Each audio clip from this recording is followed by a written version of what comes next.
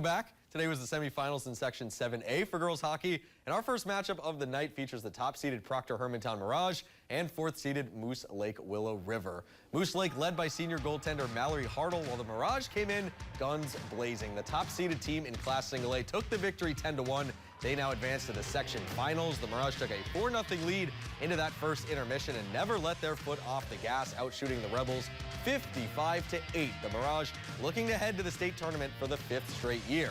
Then on the other side of the bracket, it was the North Shore Storm taking on the Rock Ridge Wolverines. This one was a much closer affair. First period action, loose puck in front, and it's senior captain Natalie Bergman able to wire one home. Oh, captain, my captain. She strikes first for Rock Ridge.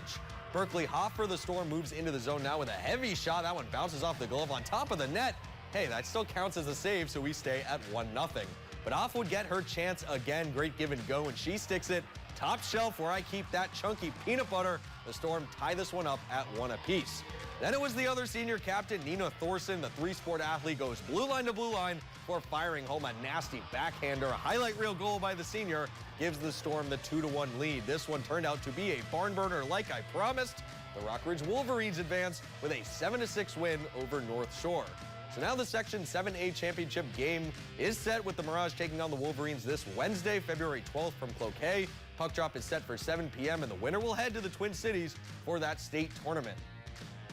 Over in Section 7AA, the top-seeded Andover Huskies got the 2-1 win in overtime over the Forest Lake Rangers, while the second-seeded Grand Rapids Greenway Lightning also advanced to the finals with a 6-3 victory over Elk River Zimmerman. So now that championship game is also set. The Huskies and the Lightning, the top two seeds in the section, battle it out this Thursday at the Ascension Duluth Heritage Center. Puck drop for that one also set for 7, and the winner going to the state tournament.